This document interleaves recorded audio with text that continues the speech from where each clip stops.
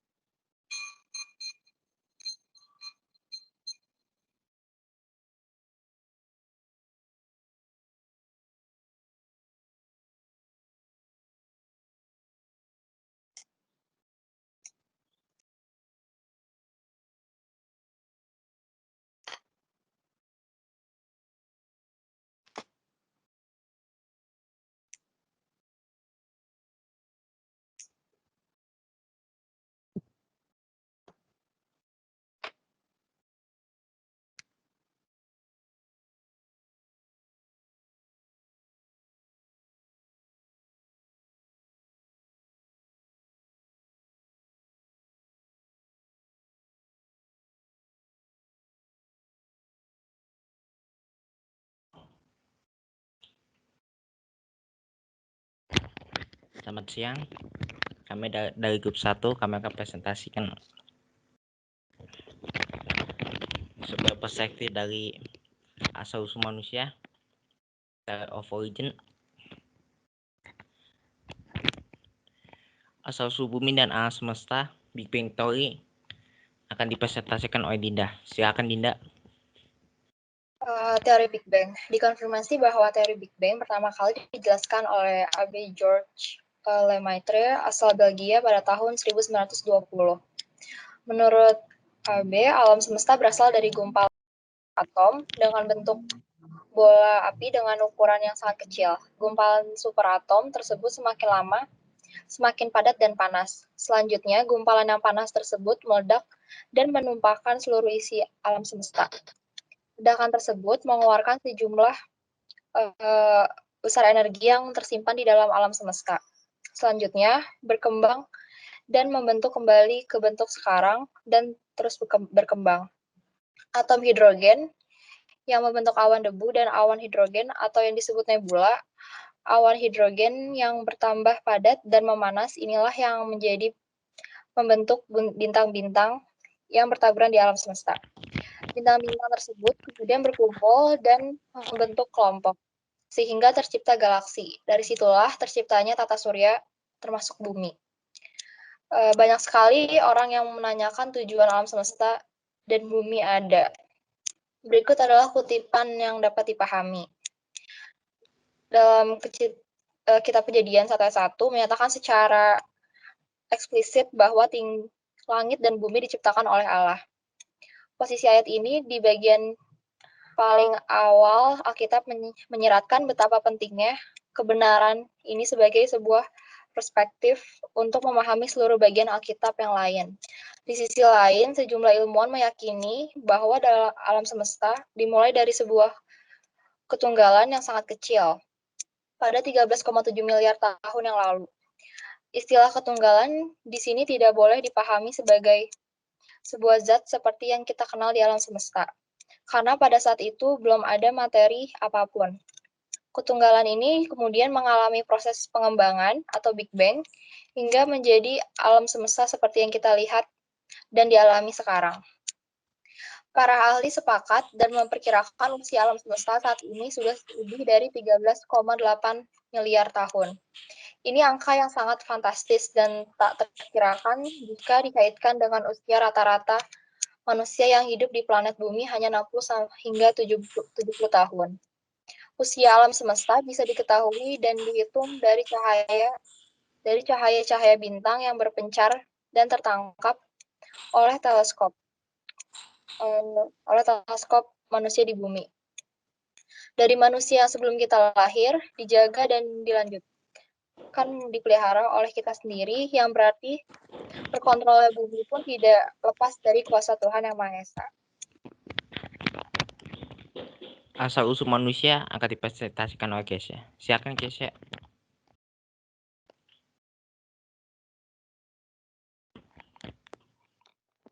Menurut sekuler, perspektif berasal dari zat-zat organik mengalami perubahan makromolekul organik, bermula dari lautan atmosfer purba dengan beraksinya bahan-bahan anorganik dengan energi dari halilintar membentuk senyawa makromolekul sebagai komponen-komponen pembentuk sel. Makromolekul yang akan terkonsentrasi akibat kondisi kering percepatan reaksi sehingga terbentuk membran struktural bagian sel primitif terbentuknya kehidupan pada tahap pertama kali.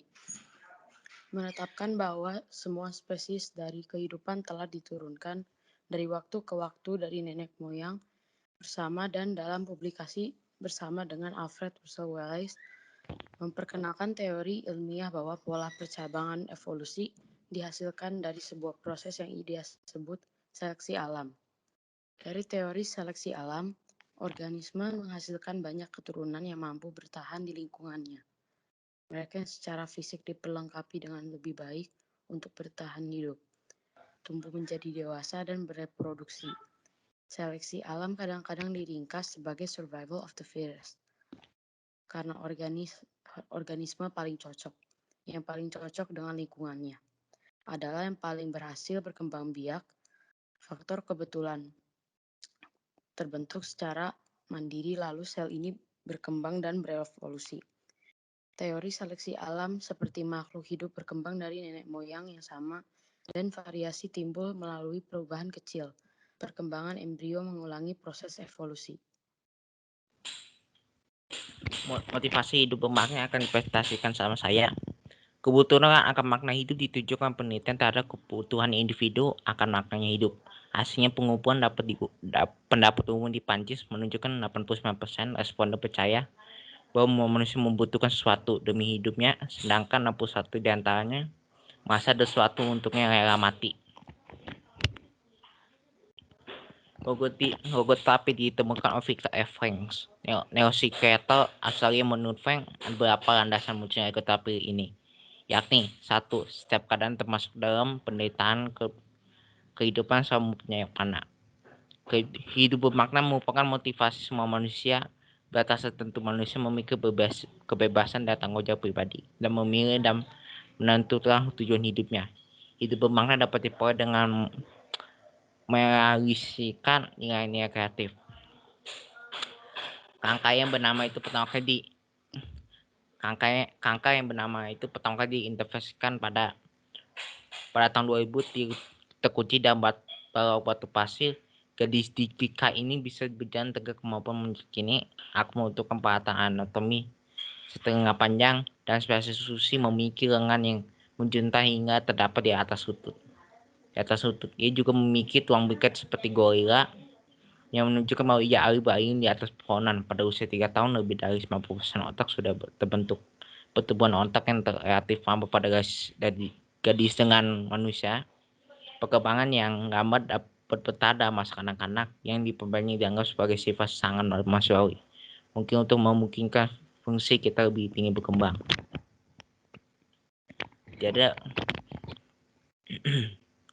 Tiada bahwa teori evolusi spesies kita berkembang dengan sama dari seleksi alam atau survival of the fittest yang difaktorkan dari lingkungan dan juga berkompetisi dari spesies lainnya. Karena kesempatan juga beradaptasi untuk menyesuaikan lingkungan yang tidak sama seperti spesies terdekat kita, Australopithecus, Homo habilis. Berikut asal-usul nenek moyang Indonesia akan dipresentasikan oleh Michelle. Silakan Michelle.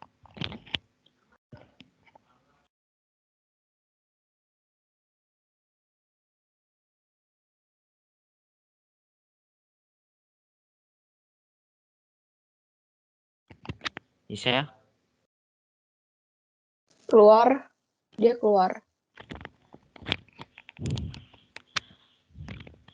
Teori Nusantara. Dalam teori Nusantara menyebutkan jika nenek moyang bahasa Indonesia berasal dari kebudayaan Indonesia.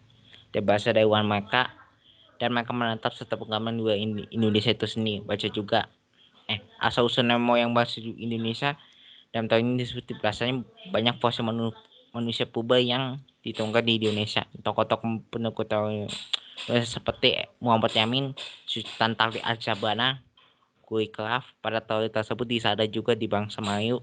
Maka bangsa yang dan tinggi sana itu juga adanya kemungkinan jika orang Melayu ada keturunan dari Homo sapiens dan Homo erectus. Teori out of time merupakan teori yang menerangkan jika manusia berasal dari di Indonesia terbentuk berasal dari Taiwan bukan Cina. Dilansir Historia, teori out of Taiwan lebih banyak pendukung karena ditopang oleh bukti arkeologis. Diketahui jika Taiwan menyimpan bukti budaya Austronesia yang tua sebelumnya sampai menetap di sana. Orang Austronesia pertama diyakini bahwa Cina Selatan di Cina, tepatnya di Bermuda, ditemukan sisa-sisa tembikar, pertanian kayu tulang, bukti untuk petukangan dan pembuatan kapal. Kemudian ada dayung, kumpan, pemerintah, benang dan menu anyaman, tali dan sejumlah besar yang dipandang. Baca juga 2 juta tahun lalu nenek moyang Indonesia dalam membaca pohon temuan-temuan tersebut menunjukkan adanya pergeseran gaya hidup berburu diduga berasal dari masa Pertek Asia Timur ke kehidupan menetap sambil bertani dan beternak. Kemudian mereka bergerak menuju ke Pulau Filipina, satu kelompok bergerak ke arah daya mulai Kalimantan, Sumatera dan Jawa, kelompok lain ke arah selatan menuju Sulawesi. Afrika bisa dilanjutkan dengan lain. Tidak bisa lanjutin nggak? Gua aus nih. Kesia. Dikutip situs Kementerian Pendidikan dan Kebudayaan atau Kemendikbud, dalam teori Out of Africa menganggap bahwa Homo erectus tertentu di Afrika adalah nenek moyang manusia modern. Kemudian model tersebut berevolusi di suatu daerah di Afrika. Selanjutnya, para keturunannya bergerak cepat ke seluruh pelosok dunia. Di Afrika lah jalur Homo sapiens dilahirkan dan sejak saat itu mereka keluar Afrika dalam berbagai gelombang imigrasi, di mana mendiami sudut-sudut dunia yang belum terjangkau sebelumnya. Bentuk-bentuk Homo sapiens awal di luar Afrika hanya dianggap sebagai spesies terpisah yang kemudian punah. Dalam teori Yunan bahwa nenek moyang bangsa Indonesia berasal dari Yunan, Cina Selatan. Teori Yunan didasari adanya penemuan kapak di Nusantara yang memiliki kesamaan dengan kapak yang ada di Asia Tengah. Bahasa Melayu yang berkembang di Nusantara punya kesamaan dengan bahasa Champa Kamboja. Terima kasih sudah mendengarkan presentasi kami dari grup 1. Apakah ada yang ditanyakan?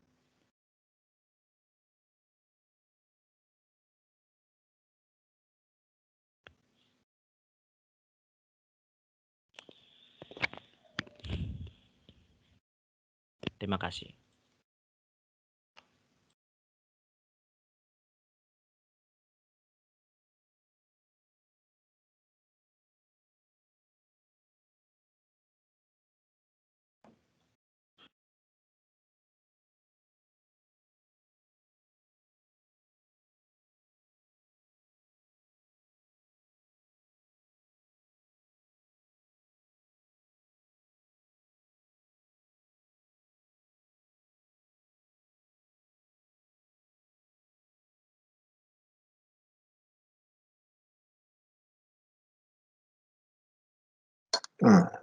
Oke,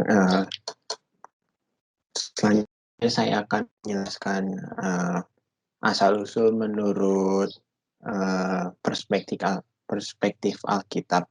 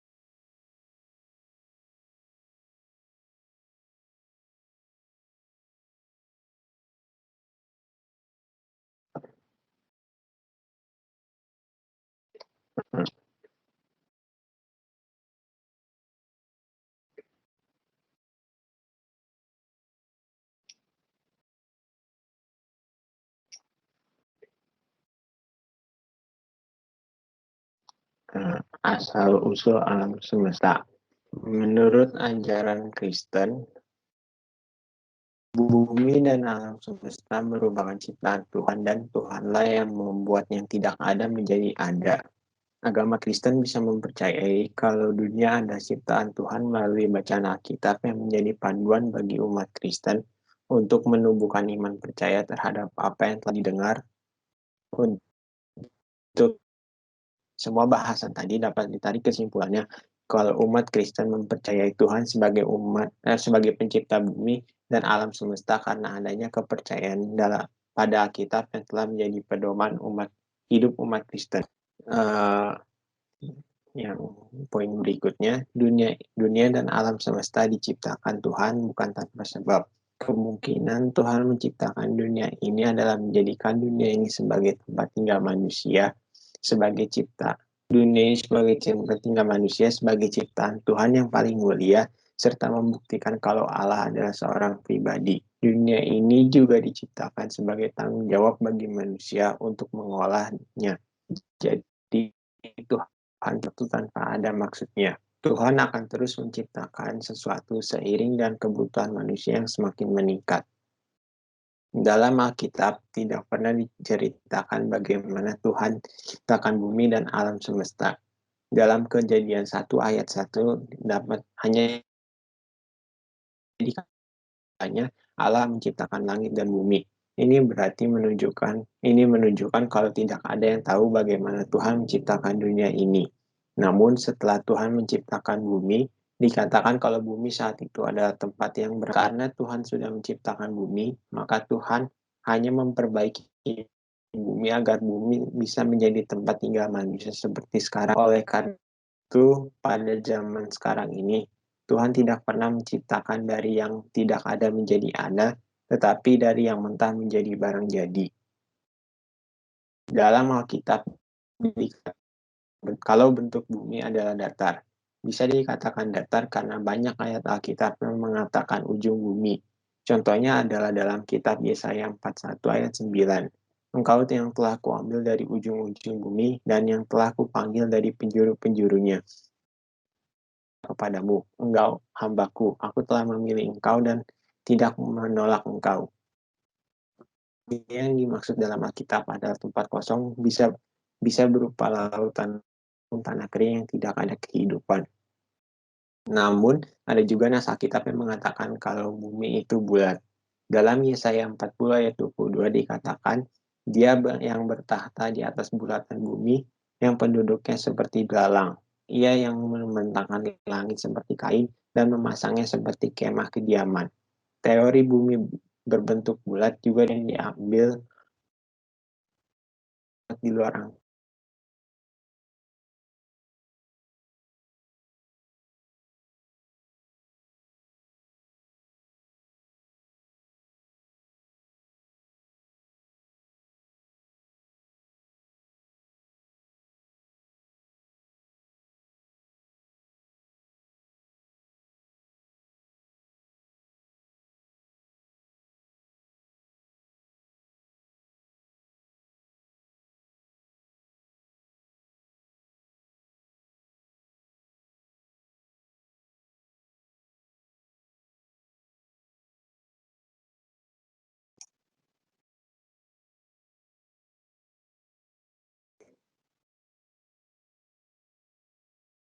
Tuhan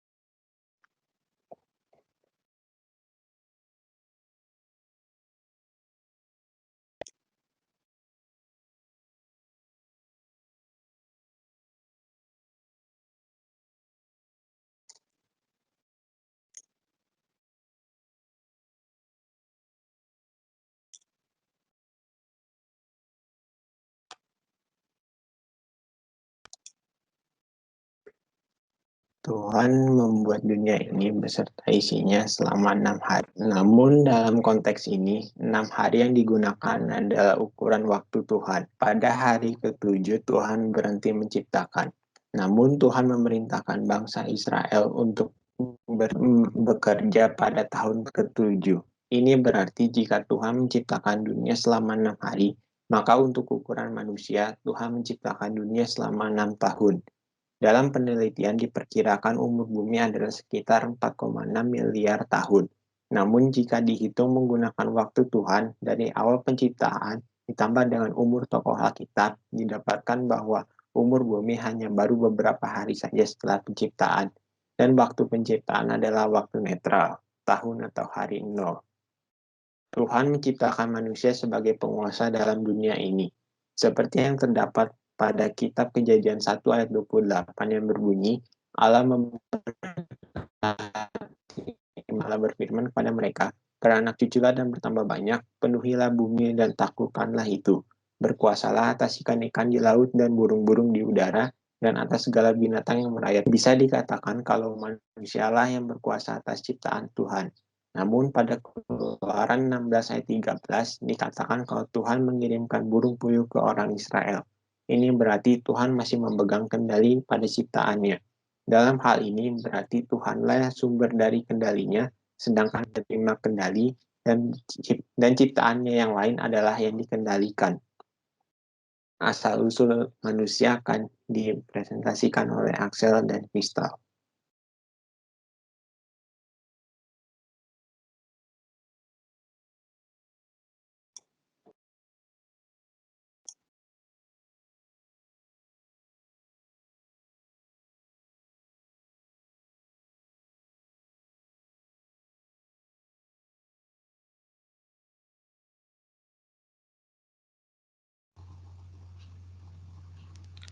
Asal-usul manusia.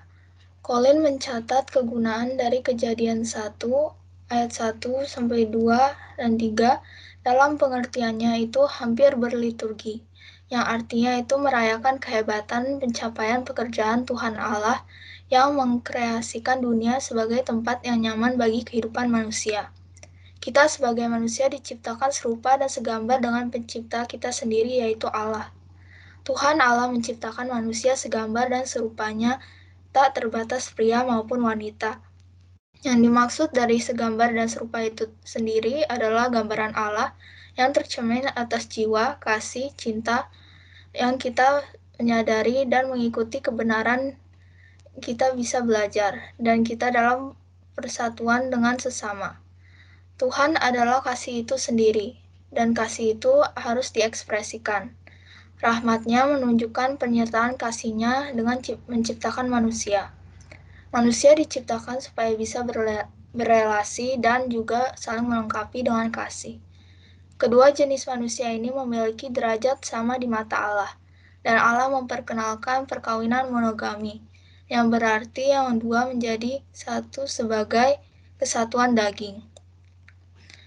Hal yang menjadi tujuan penciptaan manusia berdasarkan konteks Kejadian 1 ayat 26 sampai 28, yaitu manusia diciptakan untuk berhubungan dengan ciptaan yang lain dan juga kepada sesama manusia, di mana Allah mengkehendaki manusia beranak cucu dan bertambah banyak memenuhi bumi. Allah menciptakan manusia untuk memenuhi rencananya, dan seluruh manusia ciptaannya memuliakan Dia.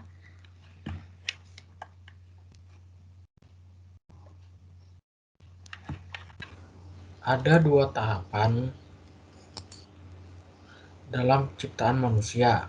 Yang pertama, Allah membentuk manusia dari debu tanah dan mengembuskan nafas hidup agar bisa menjadi manusia. Itu ada di Kejadian 2 ayat 7. Yang hasilnya adalah tunggal, yaitu manusia yang berupa satu kesatuan.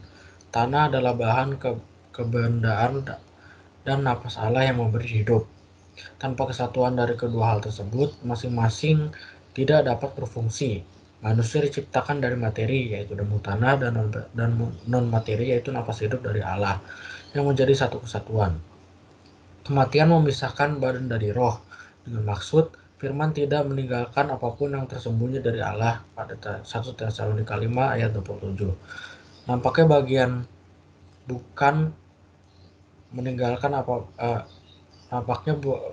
bukan materi dari jiwa dan roh. Berkenan ayat ini adalah kesempurnaan penyucian. Tidak ada tempat yang tersembunyi dari bagian materi manusia yang tidak disucikan oleh Allah.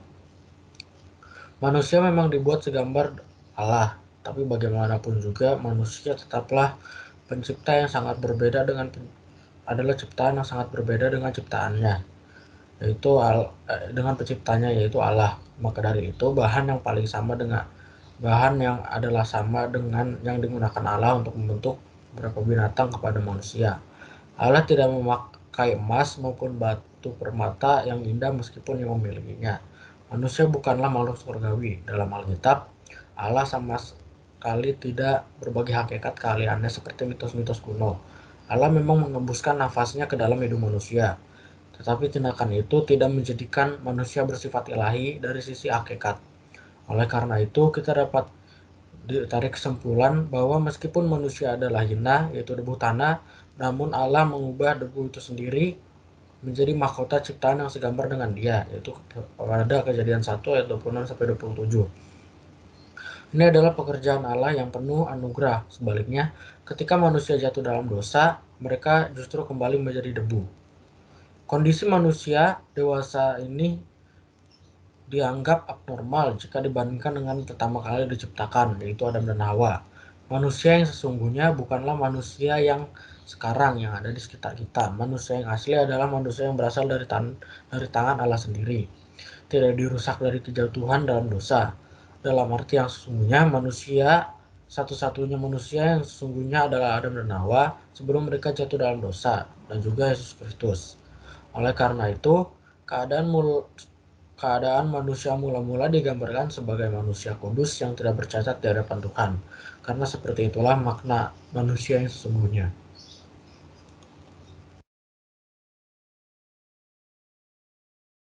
Asal-usul bangsa Indonesia. Suku-suku yang dominan di negara Indonesia antara lain adalah ada suku Jawa, suku Sunda, dan suku Batak. Suku Jawa, suku Sunda, dan suku Batak ini tersebar di seluruh Indonesia. Asal-usul dari suku Jawa adalah berasal dari Provinsi Jawa Tengah, Jawa Timur, Jawa Barat, dan daerah istimewa Yogyakarta. Asal-usul dari suku Sunda adalah berasal dari Provinsi Jawa Barat, dan asal-usul dari suku Batak adalah berasal dari Provinsi Sumatera Utara dan Tapanuli. Ciri-ciri dari suku Jawa antara lain adalah pandai menjaga sopan santun, mempertahankan budaya dan tradisi, suka menolong, menerima apa adanya, bekerja keras dan penurut, sungkan dan tidak pemalu.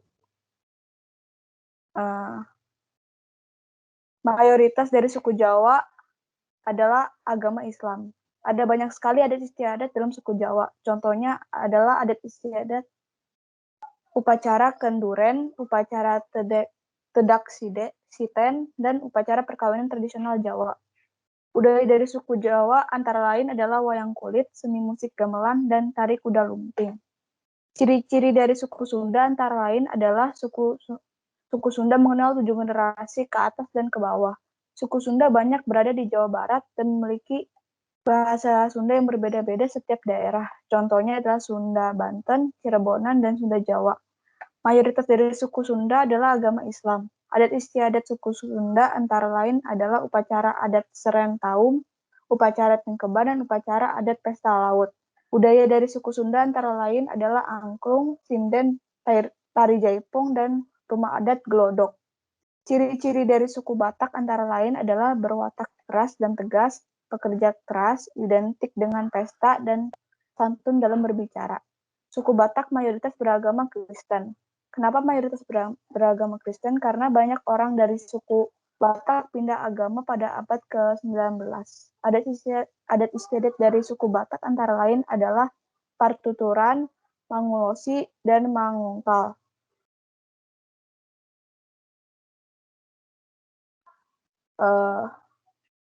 Budaya dari suku Batak antara lain adalah Festival Gondang Naposo, Dalihan Natolu, Manortor, dan Margondang. Suku Jawa suku Sunda dan Batak hanya tersebar di Indonesia. Suku-suku di Indonesia ini merupakan keturunan dari Ham, anak Nuh yang menghasilkan bangsa Mesir, Kanaan, dan Arab.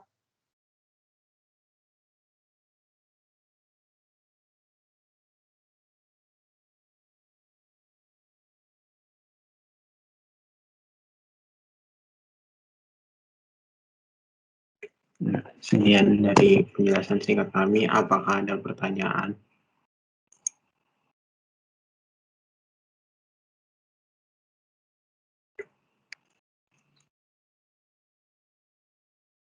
Ya, kalau mau bertanya silakan langsung bertanya.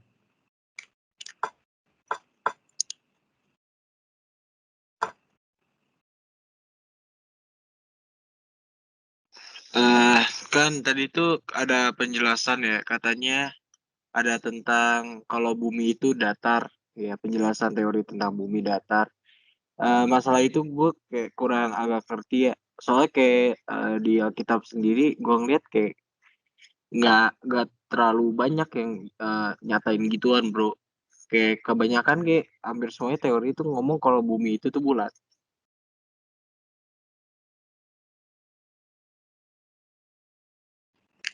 Ya, untuk jawaban dari pertanyaan itu sebenarnya hanya apa ya, kan banyak peneliti yang berusaha untuk mengartikan isi Alkitab. Ya, kalau misalnya kita baca-baca isi Alkitab yang begitu banyak, ada beberapa nas Alkitab yang seperti tadi dibilang ujung-ujung bumi. Nah, kalau seandainya kita memasukkan kata-kata itu ke dalam bumi yang sekarang kita ini, jika bumi bulat, mengapa di Alkitab disebutkan kalau ujung-ujung, padahal kalau kita yang tahu, seperti yang kita tahu, kalau bumi itu bulat didukung oleh foto-foto yang sudah diambil di luar angkasa. Namun mengapa di Alkitab bisa dikatakan kalau ada yang ditulis ujung-ujung bumi, sedangkan bumi kita bulat? Hal ini bisa menjadi perbedaan kalau ada beberapa orang yang percaya kalau bumi itu bentuknya datar karena bumi sebenarnya mempunyai ujung. Kalau bumi bulat pasti tidak memiliki ujung, sedangkan ya kita tadi kan ditulis ujung-ujung bumi. Nah, ujung-ujung bumi karena orang pada zaman dahulu belum begitu mengenal teknologi tentang bagaimana bisa bumi itu bulat, makanya jika orang zaman dulu melihat sebuah lahan kosong atau lautan luas yang tidak memiliki tanda-tanda kehidupan, mereka mengira itu adalah ujung bumi. Sehingga penulis Alkitab sendiri menulis kitabnya dengan menggunakan kata ujung-ujung bumi. Nah, mungkin kalau menulis Alkitab sekarang, mungkin dia tidak akan menggunakan kata-kata ujung-ujung bumi, melainkan mungkin seperti lahan luas atau tanah kosong yang tidak ada kehidupan. Jadi ujung-ujung bumi itu hanya disebutkan pada waktu dulu sebelum ada teknologi. Namun sekarang semenjak adanya teknologi dibuktikan kalau bumi itu bentuknya bulat.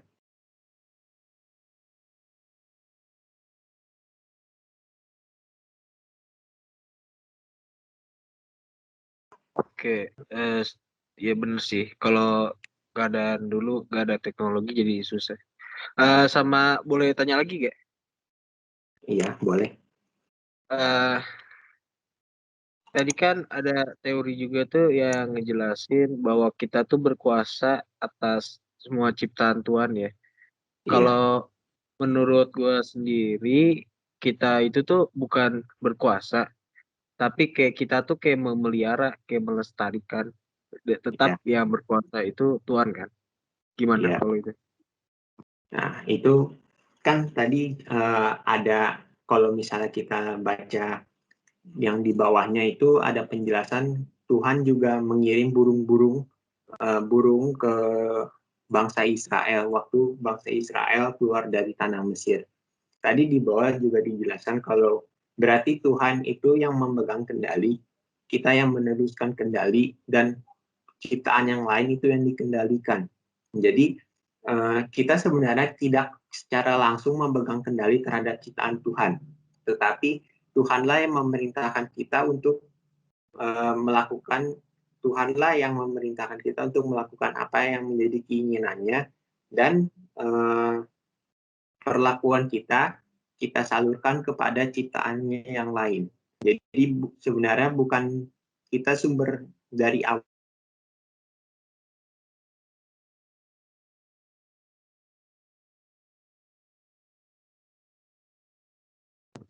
Ya, sekian deh pertanyaan dari gue, tapi thank you ya. Maaf, tadi internet terputus. Ya, saya lanjutkan. Jika Tuhan Jawabannya udah masuk di akal ke otak gue kok. Thank you bro. Iya. Udah itu sekian. Apakah ada yang lain mungkin dari pertanyaan dari teori yang sekuler? Apakah ada yang ada pertanyaan?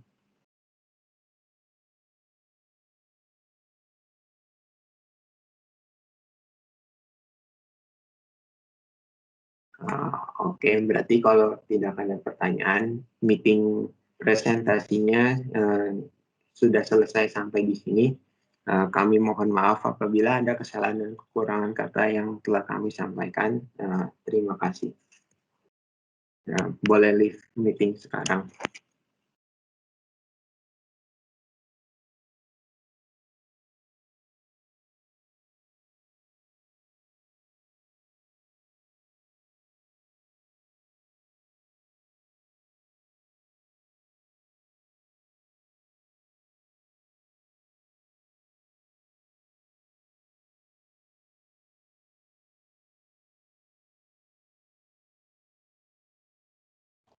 Udah bisa dilihat belum ini? Halo? Udah. Oke. Selamat datang, Andreas. Kami dari grup 1 akan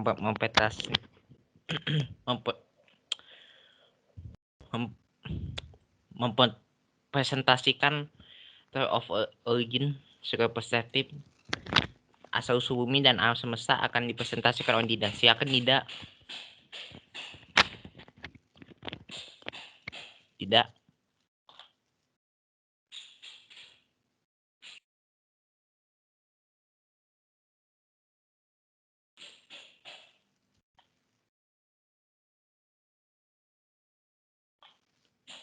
Dinda.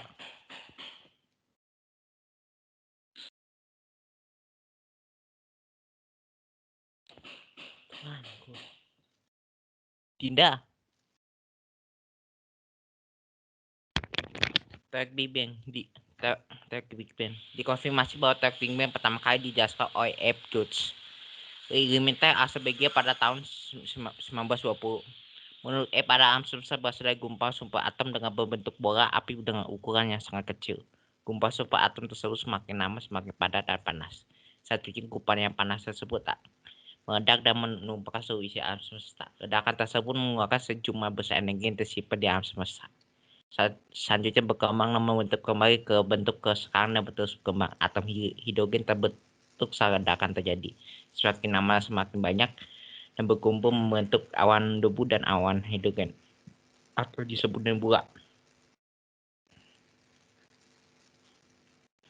Awan hidrogen yang bertambah panas dan padat dan menarik inilah yang menjadi pembentuk bintang yang bertabur di alam semesta. Bintang tersebut kemudian berkumpul dan membentuk kelompok sehingga tercipta reaksi. Dari situ terciptanya tata surya termasuk bumi. Banyak sekali orang menanyakan tujuan alam semesta di bumi. Ada kutipan yang dapat dipahami. Di satu sisi, kejadian 1 ayat 1 menyatakan secara eksplisit bahwa langit dan bumi diciptakan oleh Allah. Posisi ayat ini di bagian paling awal kitab mengingatkan betapa pentingnya kebenaran ini sebagai sebuah perspektif. Untuk memasuki bagian Alkitab yang lain, Di sisi lain, semua ilmu meyakini bahwa alam semesta dimulai dari sebuah ketunggangan yang sangat kecil, sama singularity. Pada 13,7 miliar tahun yang lalu, isa ketunggangan di sini dapat dipahami sebagai sebuah saat seperti yang kita kenal semesta, karena pada saat itu sebelum ada materi apapun. Ketunggangan ini kemudian mengalami proses pengembangan di Big Bang sehingga menjadi semesta seperti yang kita lihat dan diam sekarang. Pada ahli sepakat memperkirakan usia alam semesta saat ini sudah lebih dari 13,8 miliar tahun. Ini angka yang sangat fantasi dan terkirakan jika dikaitkan dengan usia rata-rata manusia yang hidup di planet ini hanya 60-70 tahun. Usia alam semesta tidak bisa diketahui dan dihitung dari cahaya-cahaya bintang yang berpecah dan ditangkap oleh teleskop manusia di bumi. Dari manusia yang sebelum kita dijaga dan dilanjutkan dipanjang oleh kita sendiri, yang berarti terkontrol bumi pun tidak dikepas dari kuasa Tuhan Yang Maha Esa. Asal-usul manusia akan dipresentasikan oleh Kesya. Kesya, silakan. Menurut sekuler perspektif, berasal dari zat-zat organik mengalami perubahan makromolekul organik bermula dari lautan, atmosfer purba dengan beraksinya bahan-bahan anorganik dengan energi dari halilintar membentuk senyawa makromolekul sebagai komponen yang membentuk sel. Makromolekul yang akan terkonsentrasi akibat kondisi kering percepatan reaksi sehingga terbentuk membran struktural bagian sel primitif terbentuknya kehidupan pada tahap pertama kali.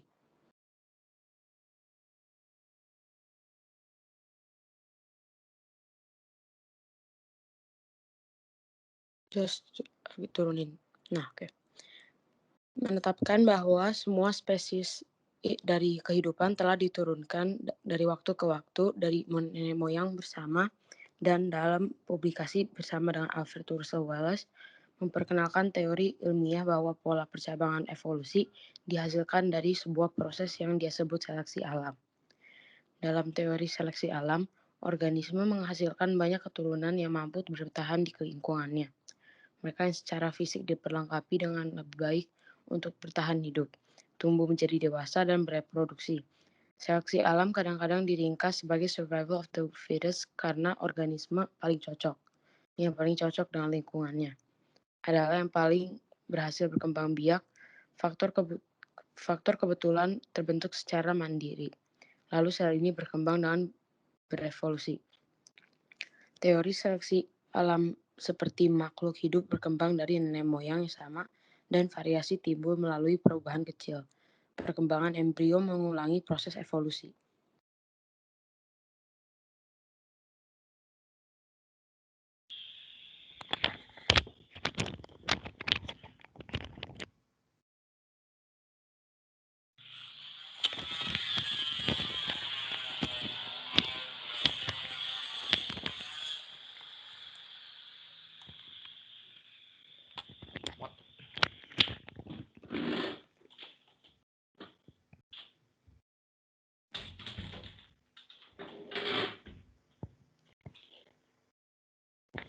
Motivasi hidup berpengaruh. Kebutuhan akan makna hidup ditunjukkan penelitian tentang kebutuhan individu akan makna hidup. Hasil pengumpulan terdapat pendapat umum di Prancis menunjukkan 89% responden percaya bahwa manusia membutuhkan sesuatu demi hidupnya. Sedangkan 61% di antaranya merasa ada sesuatu yang untuknya mereka mati. Logoterapi ditemukan oleh Victor F. Frank, psikiater Australia, yang menurut Frank ada laporan dasar munculnya logoterapi ini, yakni setiap keadaan termasuk dalam penderitaan kehidupan semut yang mana hidup bermakna mempunyai motivasi semua manusia. Pada tertentu manusia memiliki kebebasan dan tanggung jawab pribadi dan memilih dan menentukan tujuan hidupnya. Hidup memangkan dapat diperoleh dengan merealisasikan nilai-nilai kreatif. Kakak yang bernama itu pertama kali diidentifikasi pada tahun 2000, terkunci dalam bawah batu pasir. Gadis didikan ini bisa berjalan tegak. Kemampuan menjat ini akan membutuhkan peralatan gerak anatomi seperti lengan yang panjang dan spesies susu, memiliki lengannya menjunta hingga tepatnya atas lutut. Ia memiliki tulang berikat seperti gorila menunjukkan bahwa ia ada Ali dan Bayu dan Popona pada usia 3 tahun lebih dari 90% otak sudah terbentuk. Perkembangan otak kreatif Pak Ahmad pada garis dengan manusia perkembangan yang lambat sementara dalam masa anak-anak ini dianggap sebagai sifat yang sangat manusiawi. Mungkin untuk memungkinkan fungsi kita lebih tinggi berkembang. Tidak ada bahwa teori evolusi kita berkembang dalam dan sama dari seleksi alam atau survivitas yang difaktorkan di lingkungan juga tidak berkompensasi yang kita berkompetisi dari spesies lainnya karena kesempatan juga bertransaksi untuk menyelesaikan lingkungan yang tidak sama seperti spesies kita Astrophaeus Homo habilis. Berikut asal usul nenek moyang Indonesia akan dipresentasikan oleh Michelle. Michelle, silakan.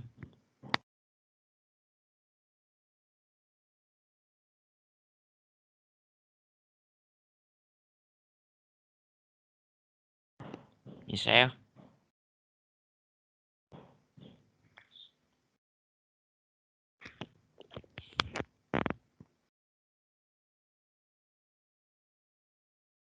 Ini asal usul nenek moyang Indonesia bisa bantuin nggak nih? Halo? Dinda? Teori Nusantara, kedengeran nggak? Hah? Kedengeran nggak suaranya? Kedengan. Teori Nusantara, dalam teori Nusantara menyebutkan jika nenek moyang bangsa Indonesia berasal dari wilayah kepulauan Indonesia. Tidak berasal dari luar dan mereka menetap serta berkembang di wilayah Indonesia itu sendiri. Teori out of Taiwan. Teori out of Taiwan merupakan teori yang menerangkan jika manusia yang berada di Indonesia terbentuk berasal dari Taiwan, bukan Cina. Dilansir Historia, teori out of Taiwan lebih banyak pendukung karena ditopang oleh bukti arkeologis. Diketahui jika Taiwan menyimpang bukti budaya Austronesia yang tua. Sebelum sampai dan menetap di sana, orang Austronesia pertama diyakini dari wilayah Cina Selatan. Di Cina Selatan, tepatnya di Hemudu, ditemukan sisa-sisa tembikar, alat pertanian kayu dan tulang, bukti untuk pertukaran dan pembuatan kapal. Kemudian ada dayung, kumparan pemintal, benang untuk menenun, anyaman, tali, dan sejumlah besar padi yang dipanen. Baca juga 2 juta tahun lalu, nenek moyang manusia gemar memanjat teman-teman tersebut menunjukkan adanya pergeseran gaya hidup berburu yang diduga berasal dari masa Paleolitik Asia Timur ke kehidupan menetap sambil bertani dan ternak. Kemudian mereka bergerak menuju Kepulauan Filipina. Satu kelompok bergerak ke barat daya melalui Kalimantan, Sumatera, dan Jawa. Kelompok lain ke arah selatan menuju Sulawesi. Teori out of Africa dikutip situs Kementerian Pendidikan dan Kebudayaan atau Kemendikbud. Dalam teori out of Africa menganggap bahwa Homo erectus tertentu di Afrika adalah nenek moyang manusia modern. Kemudian model tersebut berevolusi di suatu daerah di Afrika. Selanjutnya, para keturunannya bergerak cepat ke seluruh pelosok dunia. Di Afrika lah jalur Homo sapiens dilahirkan dan sejak saat itu mereka keluar Afrika dalam tolong ke atas dikit, Jos. Dalam berbagai hanya dianggap sebagai spesies terpisah yang kemudian punah. Teori Yunan dalam teori Yunan bahwa nenek moyang bangsa Indonesia berasal dari Yunan, Cina Selatan. Teori Yunan didasari adanya penemuan kapak di tua di Nusantara yang memiliki kesamaan dengan kapak yang ada di Asia Tengah. Bahasa Melayu yang berkembang di Nusantara punya kesamaan dengan bahasa Champa Kamboja. Terima kasih sudah mendengarkan presentasi kami. Andreas, ada yang bingung? Ada yang mau ditanyakan? Enggak sih, gue udah ngerti, santuy. Oke.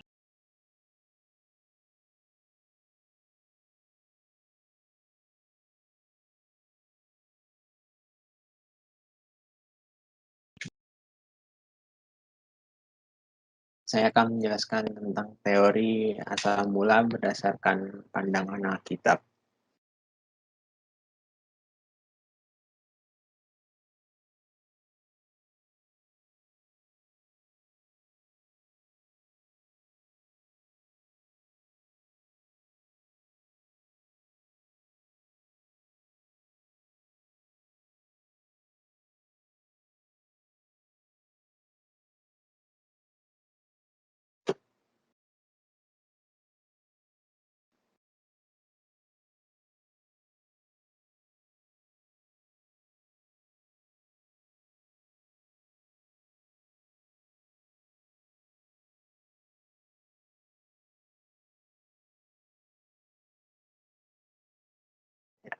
Pertama-tama saya akan menjelaskan tentang asal-usul alam semesta menurut pandangan Alkitab.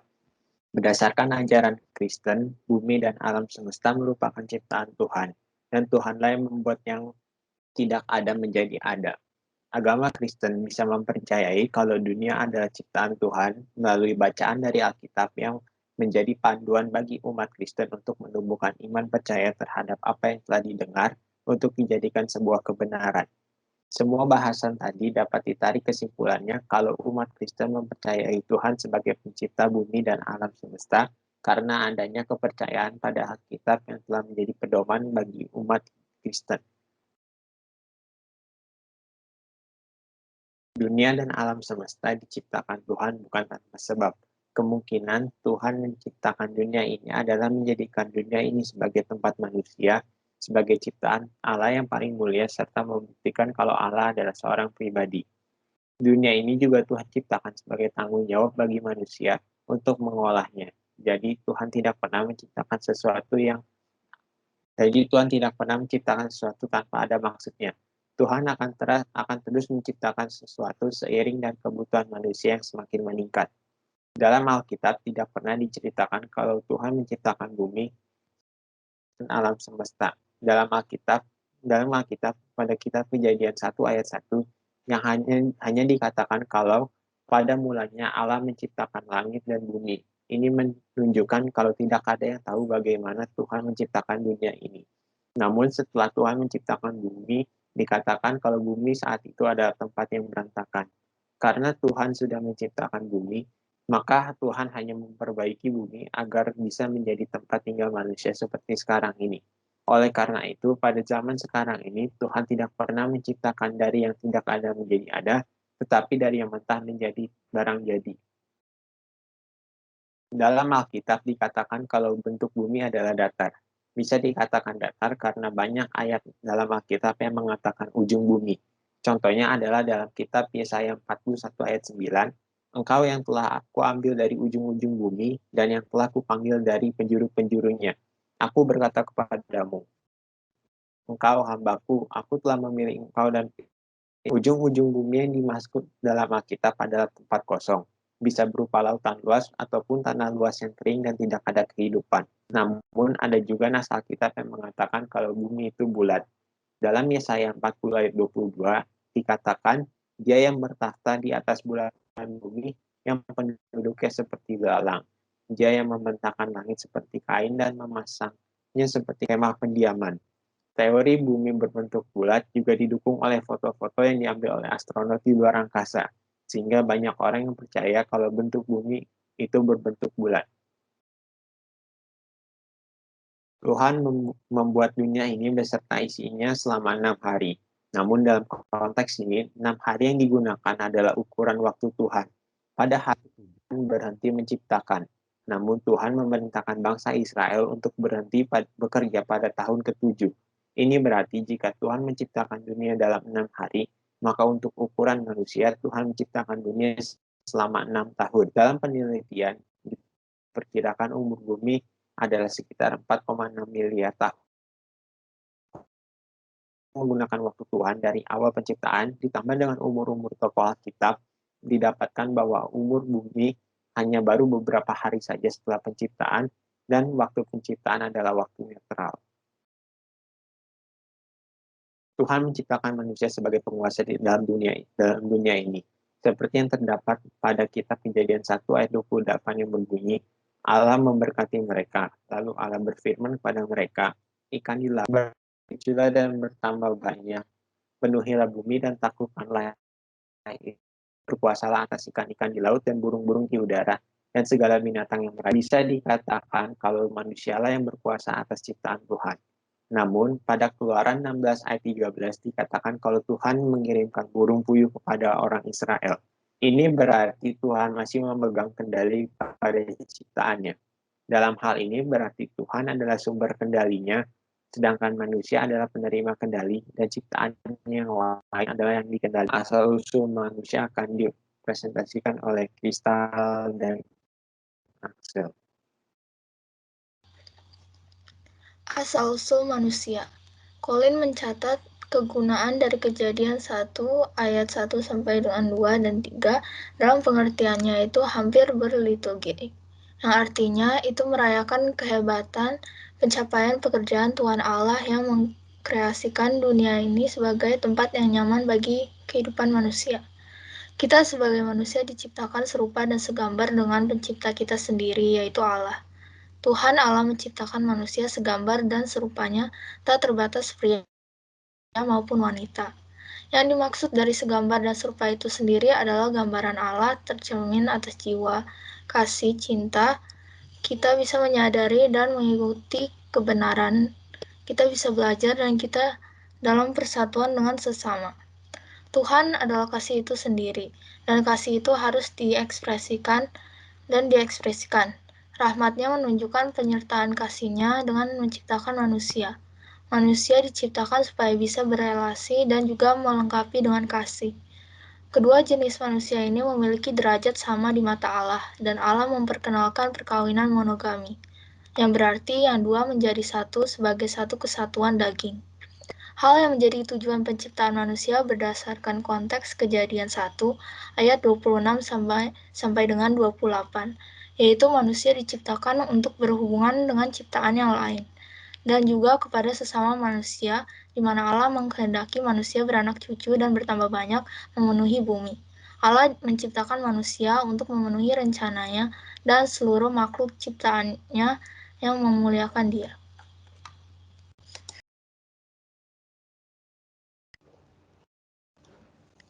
Ada dua tahapan dalam penciptaan manusia. Allah membentuk manusia dari debu tanah dan mengembuskan nafas hidup agar menjadi makhluk hidup, yaitu pada Kejadian 2 ayat 7, yang hasilnya adalah tunggal, yaitu manusia yang berupa satu kesatuan.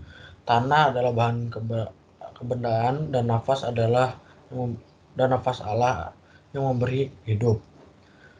Tanpa kesatuan dari kedua hal tersebut, masing-masing tidak dapat berfungsi. Manusia diciptakan dari materi, yaitu debu tanah, dan materi, yaitu nafas hidup dari Allah, yang menjadi satu kesatuan. Kematian memisahkan badan dari roh. Maksud firman tidak meninggalkan apapun yang tersembunyi dari manusia. Pada saat di kalimat 23, nampaknya bagian bukan materi terdiri dari jiwa dan roh. Tekanan ayat ini adalah kesempurnaan penyucian. Tidak ada tempat yang tersembunyi dari bagian non-materi manusia yang tidak disucikan oleh Allah. Manusia memang dibuat segambar Allah, tetapi bagaimanapun juga manusia tetaplah penciptaan yang sangat berbeda dari penciptanya, yaitu Allah. Maka dari itu, bahan yang adalah sama yang digunakan Allah untuk membentuk beberapa binatang kepada manusia. Allah tidak memakai emas ataupun batu permata yang indah meskipun yang memilikinya. Manusia bukanlah makhluk surgawi. Dalam Alkitab, Allah sama sekali tidak berbagi hakikat keilahiannya seperti mitos-mitos kuno. Allah memang mengembuskan nafasnya ke dalam hidung manusia, tetapi tindakan itu tidak menjadikan manusia bersifat ilahi dari sisi hakikat. Oleh karena itu, dapat ditarik kesimpulan bahwa meskipun manusia adalah hina, yaitu hanya debu tanah, namun Allah mengubah debu itu menjadi mahkota ciptaan yang segambar dengan Dia, yaitu pada Kejadian 1 ayat 26-27. Ini adalah pekerjaan Allah yang penuh anugerah. Sebaliknya, ketika manusia jatuh ke dalam dosa, mereka justru kembali menjadi debu. Kondisi manusia dewasa ini dianggap abnormal jika dibandingkan dengan yang pertama kali diciptakan, yaitu Adam dan Hawa. Manusia yang sesungguhnya bukanlah manusia yang sekarang yang ada di sekitar kita. Manusia yang asli adalah manusia yang berasal dari tangan Allah itu sendiri. Tidak dirusak oleh kejatuhan dalam dosa. Dalam arti yang sesungguhnya, satu-satunya manusia yang sesungguhnya adalah Adam dan Hawa sebelum mereka jatuh dalam dosa, dan juga Yesus Kristus. Oleh karena itu, keadaan manusia mula-mula digambarkan oleh manusia kudus yang tidak bercacat di hadapan Tuhan. Karena seperti itulah makna manusia yang sesungguhnya.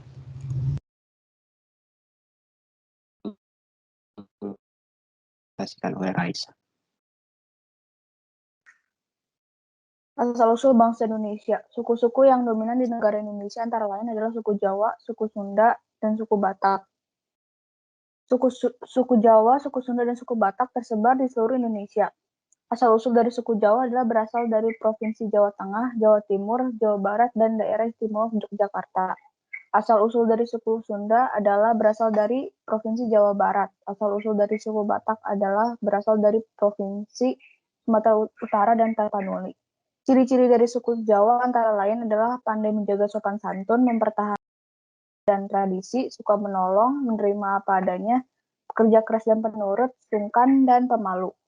Mayoritas dari suku Jawa beragama Islam. Ada banyak sekali adat istiadat dari suku Jawa. Contohnya adalah adat istiadat upacara kenduren, upacara tedak siten, dan upacara perkawinan tradisional Jawa. Budaya-budaya dari suku Jawa antara lain adalah wayang kulit, seni musik gamelan, dan tari kuda lumping. Ciri-ciri dari suku Sunda antara lain adalah suku Sunda mengenal 7 generasi ke atas dan ke bawah. Suku Sunda banyak berada di Jawa Barat dan memiliki bahasa Sunda yang berbeda-beda setiap daerah. Contohnya adalah Sunda Banten, Cirebonan, dan Sunda Jawa. Mayoritas dari suku Sunda beragama Islam. Adat istiadat suku Sunda antara lain adalah upacara adat Serentaum, upacara Tingkeban, dan upacara adat Pesta Laut. Budaya dari suku Sunda antara lain adalah angklung, sinden, tari jaipong, dan rumah adat gelodok. Ciri-ciri dari suku Batak antara lain adalah berwatak keras dan tegas, pekerja keras, identik dengan pesta dan santun dalam berbicara. Suku Batak mayoritas beragama Kristen. Kenapa mayoritas beragama Kristen? Karena banyak orang dari suku Batak pindah agama pada abad ke-19. Adat istiadat dari suku Batak antara lain adalah pertuturan Mangulosi dan Mangungkal Holi. Budaya dari suku Batak antara lain adalah Festival Gondang Naposo, Dalihan Natulo, Nanortor, dan Margondang. Suku Jawa, suku Sunda, dan suku Batak hanya tersebar di Indonesia. Suku-suku di Indonesia ini merupakan keturunan dari Ham, anak Nuh, yang menghasilkan bangsa Mesir, Kanaan, dan Arab. Sekian dari presentasi kelompok kami. Apakah ada pertanyaan?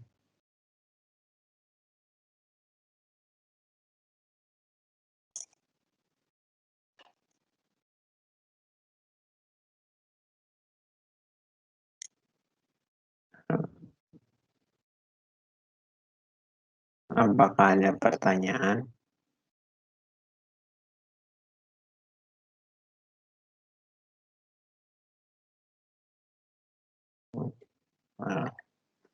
Kalau tidak ada, sekian dari presentasi kelompok kami. Kami mohon maaf apabila ada kesalahan dan kekurangan kata yang kami sampaikan.